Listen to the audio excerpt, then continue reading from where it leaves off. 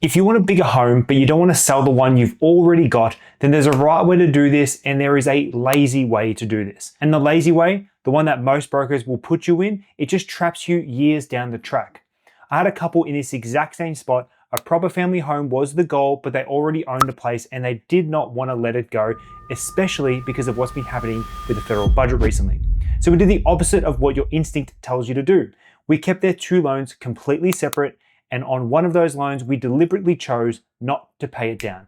And that is on purpose. I know how that sounds, but I just need you to stick with me a little bit, because once you see why, you'll never look at upgrading the same way again, especially if you own your own property. So here's what we are going to cover today. First, the trap that the easy way sets and how to avoid it. Then the part that does almost all of the heavy lifting, which loan you attack and which one you leave completely alone.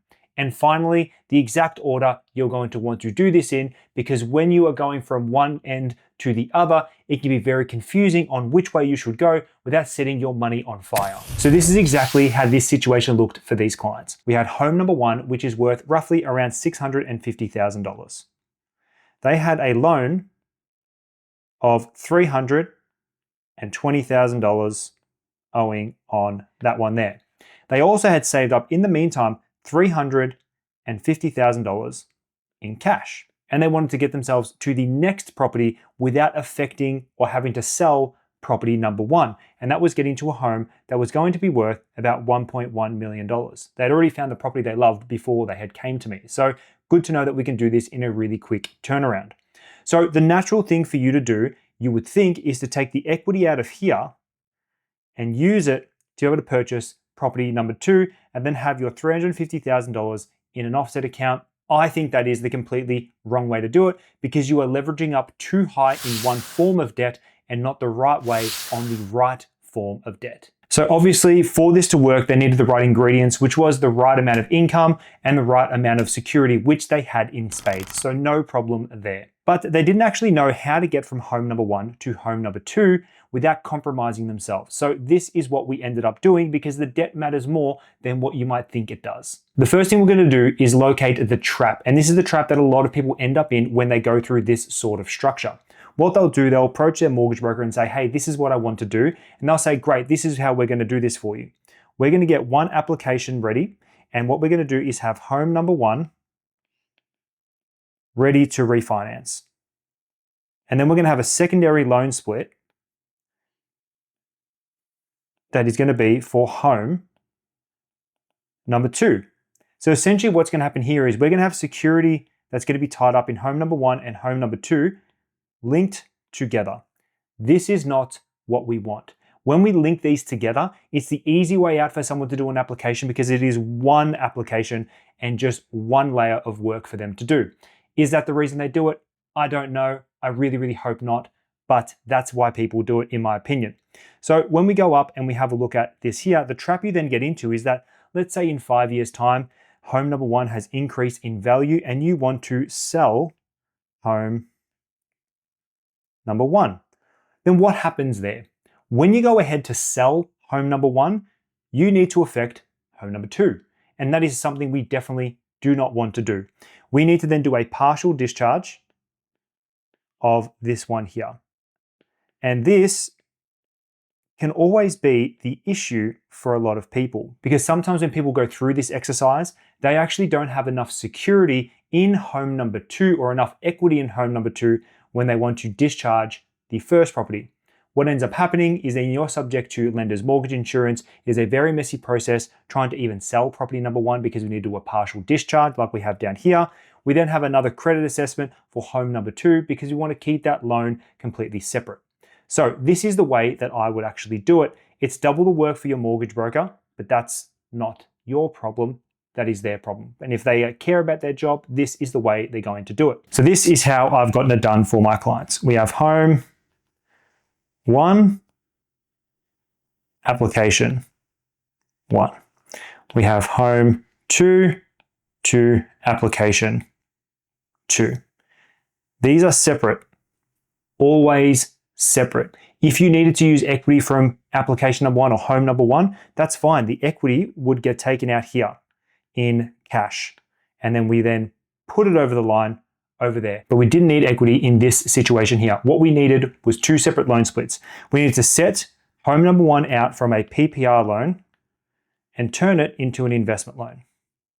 And here we needed a pre-approval for their home purchase. They already found a property, like I said before, but this is how we would do it. The other complexity of this is going to be what sort of debt do you want to have attached to each property? Now, anytime we have anything that is owner occupied, we want to make that principal and interest.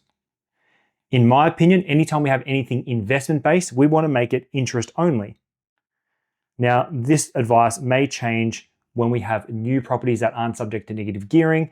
This property here has been grandfathered in. So like a lot of you who have held their properties for quite some time, this is going to be super relevant for you. So we want to make sure that we turn these into interest only, in my opinion. Now, the instinct for my clients was to actually extinguish both debts, right? Which is great. That's what we want to do. But they said, hey, this one's lower on the investment debt. We only had $320,000. We want to attack this one first and get rid of it as fast as possible. That is wrong. That's not the way you want to do it. We want to smash down this one first because it is personal debt. This has no tax incentive whatsoever when it comes to your second properties. So this is how the numbers have worked out. We had a loan of $320,000, which we have turned to interest only. The repayments here are $1,707 per month. We're also going to start receiving rent of $2,600 per month. So we have close to $900 on top of our incomes that we're already getting in excess, right? So we have $900 we need to place, and your natural instinct might be to keep topping up and paying down this loan here, but I want to challenge you. In my opinion, that is wrong. What we had was the principal and interest repayments on our new mortgage, which turned out to be $830,000. We had repayments of $5,050 per month. So what we want to do is actually add this $900 into this repayment and actually stacking up the offset account attached to the principal and interest loan, because that is going to be where we get the most bang for our buck. Now, this is where the strategy starts to pay off, in my opinion. Because you have owned your property for quite some time, this has now been grandfathered in on the negative gearing rules from the budget in May 2026. If you own this property before budget night in May 2026, that means all of your investment expenses, as well as the interest expense attached to that property if it became an investment, is able to be tax deductible. Again, always confirm this with your accountant, but this is what's going to be super powerful for people who don't want to let go of their initial property and move into their family homes and set themselves up in the right way. So with this grandfathering, what it's done is created a scenario where we have debt that we want to keep and debt that we want to get rid of.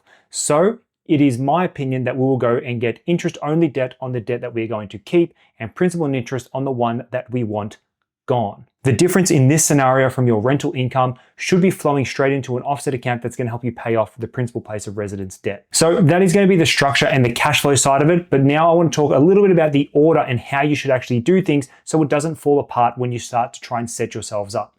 So this is the real order that you need to do it. You really need to get an understanding of what your current place is going to rent for before you even know whether you can hold it.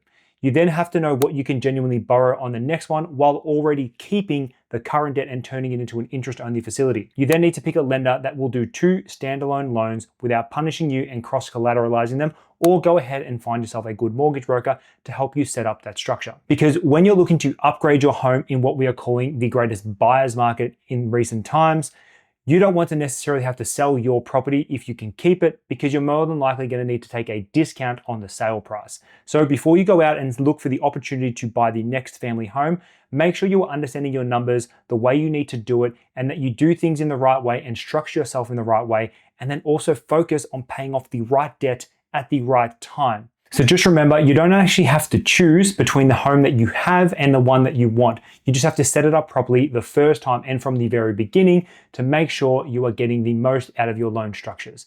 If you want help running your numbers, the link is in the description, and I look forward to talking with you very soon.